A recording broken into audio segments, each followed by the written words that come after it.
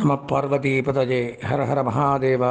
தென்னாருடைய சிவனே போற்றி, எந்நாட்டவர்க்கும் இறைவா போற்றி. ஐந்து கரத்தனை யானை முகத்தனை இந்தின் இளம்பிறை போலும் எயிற்றனை நந்தி மகந்தனை ஞானக் குழுந்தனை புந்தியில் வைத்து அடி போற்றுகின்றேனே. அருவமும் உருவமும் ஆகி அனாதியாய் பலவாய் பிரம்மமாய் ஒன்றாய் நின்ற ஜோதி பிழம்பதோர் மேனியாய் கருணை கூர் முகங்கள் ஆறும் கரங்கள் 12 கொண்டே ஒரு திருமுருகன் வந்து அங்கு உதித்தான் உலகம் உய்ய.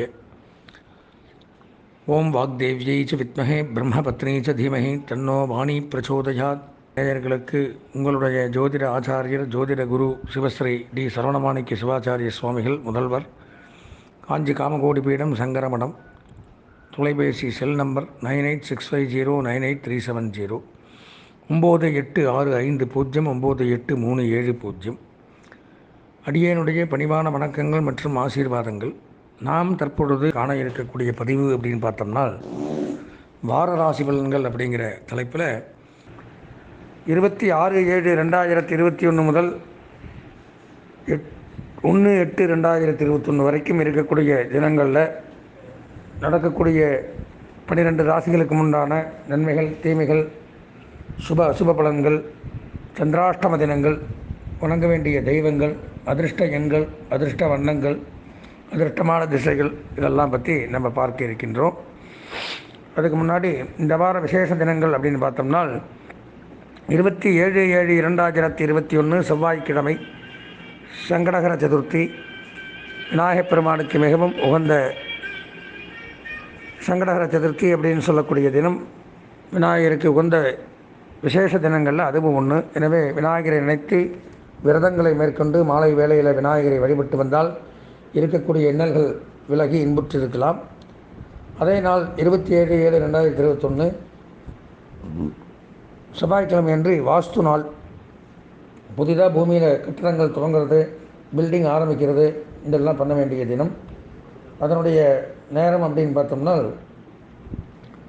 செவ்வாய்க்கிழமை காலை 7:42 முதல் 8:18 மணி வரை அந்த வாஸ்து சஞ்சரிக்கிறது. 29/7/2021 வியாழக்கிழமை தேய்பிறை சஷ்டி, முருகப்பெருமானுக்கு உகந்த தினம். சஷ்டி விரதங்கள் மேற்கொள்வது மிகவும் அவசியம். முருகனை நினைத்து வழிபட வேண்டிய தினம்.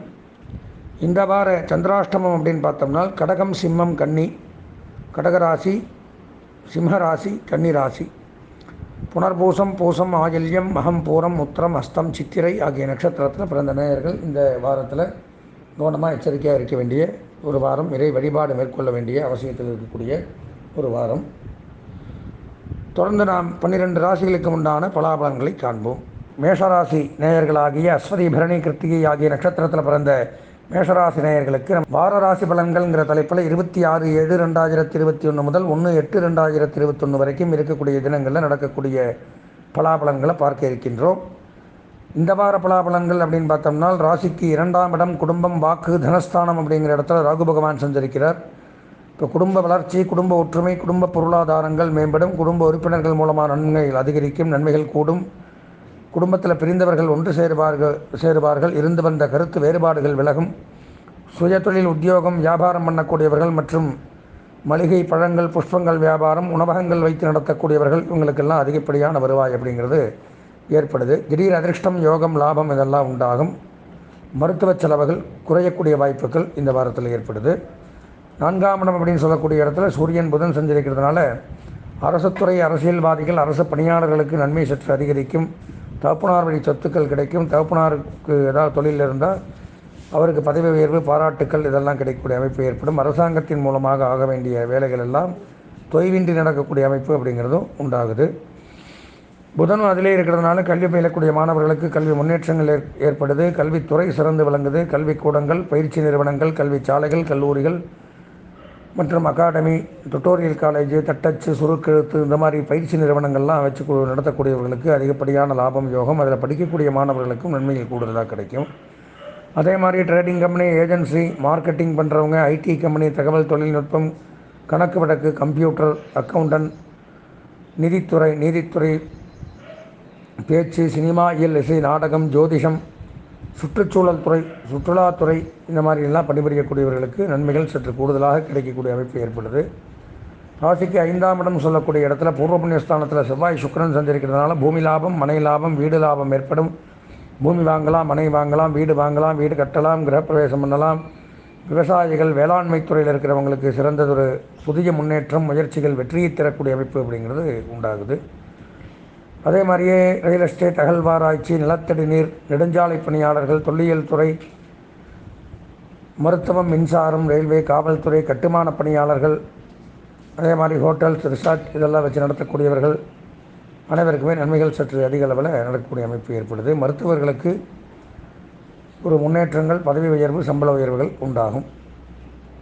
சுக்கிரன் அதிலே இருக்கிறதுனால 5ஆம் இடத்துல பூர்வீக சொத்துக்கள் லாபம், தன லாபம், பொருளாதார முன்னேற்றங்கள் ஏற்படும். வம்சவிருத்தி ஏற்படும். நிதி நிறுவனங்களில் பணியாற்றக்கூடியவர்கள், ஃபினான்ஸ் டிபார்ட்மெண்ட்டு, குடுக்கல் வாங்கல், ஆபரண தொழில் பண்ணுறவங்களுக்கு நன்மைகள் கூடுதலாக நடக்கும். ராசிக்கு 8ஆம் இடத்துல கேது பகவான் சஞ்சரிக்கிறார். அதனால் தேவையில்லாத கணவன் மனைவிக்குள்ள பிரச்சனைகள், கருத்து வேறுபாடுகள், குடும்ப பிரிவுகள், சட்ட ரீதியான பிரச்சனைகள், வம்பு வழக்குகள் இதெல்லாம் ஏற்படக்கூடிய வாய்ப்புகள் உண்டு. கொஞ்சம் ஜாக்கிரதையாக இருக்கணும். இறை வழிபாடு மேற்கொள்வது அவசியம். அதே மாதிரியே அந்த சட்டத்துறை, நீதிமன்றத்துறை, சினிமா, காவல்துறை, ஆன்மீகம், அறநிலையத்துறையிலெல்லாம் பணிபுரியக்கூடியவர்கள் எச்சரிக்கையாக இருக்கணும். 10ஆம் இடத்துல சனி பகவான் வக்ரகதியில் இருக்கிறதுனால சுய தொழில், இரும்பு சம்பந்தமான தொழில், இயந்திர சம்பந்தமான தொழில், வாகன சம்பந்தமான தொழில் இதெல்லாம் பண்ணுறவங்களுக்கு யோகங்கள், லாபங்கள் அதிகரிக்கக்கூடிய அமைப்பு அப்படிங்கிறது ஏற்படுது.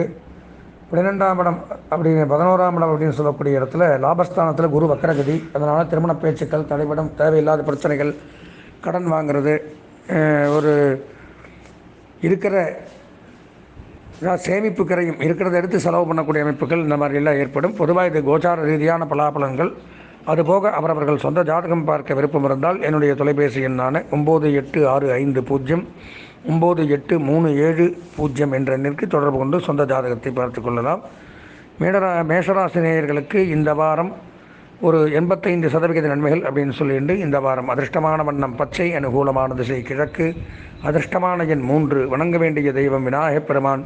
எனவே கணபதியை வழிபட்டு இந்த வாரத்தை இனிமையான வாரமாக மாற்றிக்கொள்ள ஆசீர்வதித்து விடைபெறுகின்றேன். நன்றி, வணக்கம். ஸ்ரீ குபேரன் டிவியை பார்த்தமைக்கு நன்றிகள். மேலும் இது போன்ற தகவல்களை தெரிந்து கொள்ள ஸ்ரீ குபேரன் டிவியை சப்ஸ்கிரைப் செய்யுங்கள். மறக்காமல் பெல் ஐக்கானை கிளிக் செய்யுங்கள்.